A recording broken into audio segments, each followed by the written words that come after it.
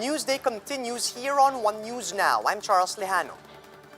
The Metro Manila Council is set to recommend to the IATF the region's shift to modified general community quarantine by next month.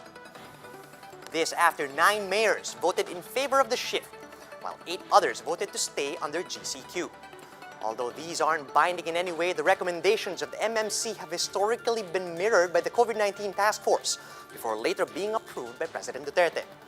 As it stands, much of the country is already under NGCQ, with only Metro Manila, Batangas, Abra, Davao City, Davao del Norte, Lanao del Sur, and Iligan still under GCQ. The Medical City has launched a simulation of its vaccination processes for frontline health workers. To tell us how that went, we have Gerard de la Peña reporting to us live from the Medical City in Pasig. Gerard, good afternoon. Is TMC now ready to receive and distribute vaccines to frontliners? Well, Charles, the Medical City is one of the big private hospitals who were promised of COVID-19 vaccine allocations for its frontliners. But while everybody is still awaiting the actual arrival of the COVID shots, well, the hospital is now preparing for the actual distribution and administration of the vaccines to its doctors and nurses, which can be quite tedious and tricky.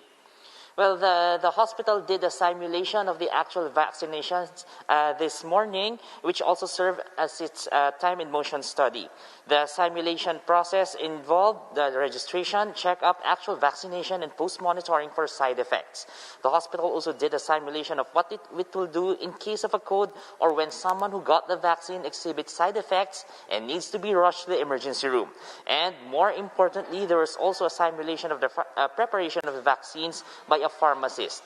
Dr. Carl Henson, director of the hospital's infection control, said they are preparing for the administration of Pfizer vaccines, which is quite sensitive and needs a bit more work due to its temperature requirements compared to other brands such as AstraZeneca. He said today's simulation showed that there are certain aspects that still need fine-tuning, such as preventing vaccine recipients from huddling at the registration area, as this might lead to a neglect of physical distancing protocols. The Medical City has already submitted 4,000 names to the DOH for the allocation of vaccines. Dr. Henson said it will take 10 days to get all their doctors and nurses vaccinated.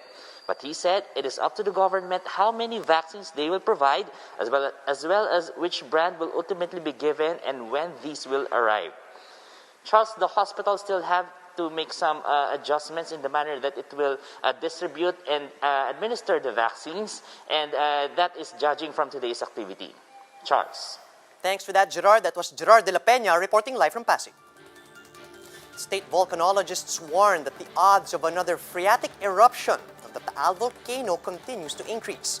But over a year since its last eruption, the government has yet to relocate some affected residents. Romel Lopez with the details. The armed forces, along with the Philippine Coast Guard and the PNP, continue to patrol the vicinity of the Taal volcano island. They reminded fish cage workers who are still along the lake to come back to the mainland of Talisay after they are done feeding their livestock. Recall that on Tuesday, local officials in Batangas carried out a forced evacuation to stop residents from returning to the volcano island. Ito naman ay para sa mga kababayan natin. Pag-iingat, advance information mula sa PBOX.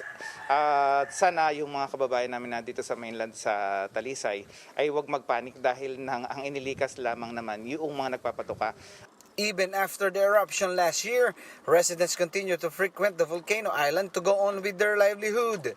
Mas komportable kang buhay doon. Bakit po nga? Dahil ibig ko sabihin, dito nga, kagaya dito, nakatingala lang, ganito. Kung sabi daw nila din, boring. Sa pulo ka, paano, malawang kilos. Ganun yun. Makakapaghanap buhay pa kayo doon? Nakapaghanap buhay niya ako, yung pa ako konti. Yun yung patang makapagbenta ako ng 2 kilo, so di pambili ng bigas. Taal remains under alert level 1 following several tremors due to the volcano's hydrothermal activity. PBOX Director Renato Solidum Jr. warned that another phreatic eruption is likely to happen again. But Solidong clarified that this kind of eruption will likely affect the volcano island only. Yung phreatic eruption or explosion ay mabilisan po yan o sudden. So kapag ang tao po ay natutulog doon at ninirahan, lalo na sa gabi, mahirap po silang mag-responde ng tama. To be able to go on with their livelihood, fishermen were told just to lag in and lag out of the pier so that authorities can monitor their whereabouts. As of now, over 900 evacuees are residing in temporary shelters since the Taal volcano's last eruption. Some of them said they haven't received any updates from the government yet regarding their relocation. Kung maaari nga po, gusto na namin bumalik po sa aming isla eh. Kaso bawal po, hindi na po pwede. Kaya kung maaari po, mabigyan na po kami ng pabahay. An official admitted that the local government has not even identified possible relocation sites for the evacuees. May problema po dito yung mayor kaya hindi po ma-relocate. Kasi kung dapat nga po yung pambili naming 11 million ng lote, dapat noong January pa, after lockdown ng Taal Volcano, dapat po yun ay inihanap na po nila ng lugar. Up to now, wala pa. Kahit makapag-identify sir? Kahit wala pa eh. For News 5, Romel Lopez, we are One News. A group of motorcycle dealers has accused LTO-7 Director Victor Caindec of trying to extort companies by charging a fee for every vehicle that's up for registration. Back in December, LTO-7 filed several criminal cases against the officials and employees of Strong Motors for several counts of falsification of commercial documents. But in a statement, the companies owned by the Du clan categorically denied allegations of unethical practices committed by their corporations. Desmark said they believe Caindec was simply sabotaging their corporations after they refused to pay the 500 pesos that Caindec allegedly asked for as under-the-table payment for every new vehicle registration application. In response, Caindec promised to fight back against the, quote, oligarchs and big-time motorcycle dealers. We'll be back with more stories after a quick break. Keep it here on One News.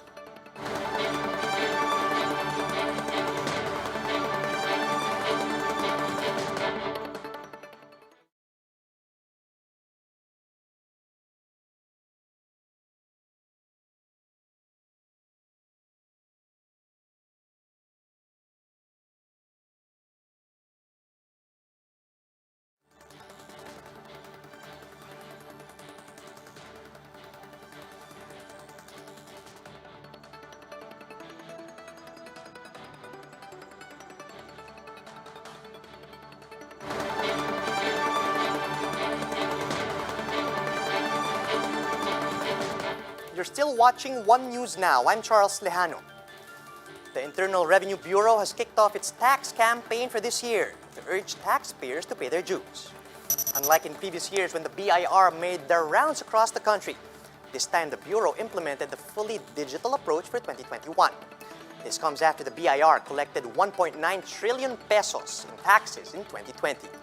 The amount surpassed the government's revised target amid the pandemic, but is still way less than the original target tax collection of almost 2.6 trillion pesos. Despite this, the Bureau is targeting to collect over 2 trillion pesos in taxes for this year.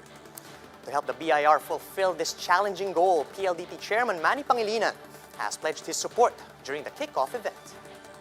We will cooperate, obviously, by investing to you and to Secretary Dominguez, raising our capital expenditure this year, especially that there's a bit more cash on our hands because of the Create Bill. No? Whatever we can do to help you in your digital transformation process, we're available. I think there'll be more of these payment channels that will help you collect more efficiently. But whatever we can do in terms of your data storage, whether you could put that on the cloud, but we're here to help, Commissioner. No? While pork and chicken prices continue to soar, consumers now have to grapple with the higher price of onions and galunggong. To give us more details, we have Shaila Francisco reporting to us live from Quezon City. Shaila, how much do these products cost us now? Charles, prices of red onions have gone up by 20 to 40 pesos in some markets in Metro Manila. This comes after army worm infected some crops in top producing provinces. As early as January, Region 3 reported infestation in some barangays in Tarlac, while around 45% of hectares planted by onion were affected in Region 1. This has affected sales of some retailers who are now resorting to selling red onions in small bundles so consumers can afford the commodity. The DA so far distributed insecticide to prevent further damage. To prevent shortages from affecting QC, the LGU has harvested some vegetables in its urban garden, including mustasa, kangkong, pechay, and spinach to ensure food security in their area and provide livelihood to its residents. Galunggong, meanwhile, has gone up in certain markets to up to 260 pesos a kilo based on the DA's monitoring. Aside from climate concerns, the DA says only half of the contracted 30,000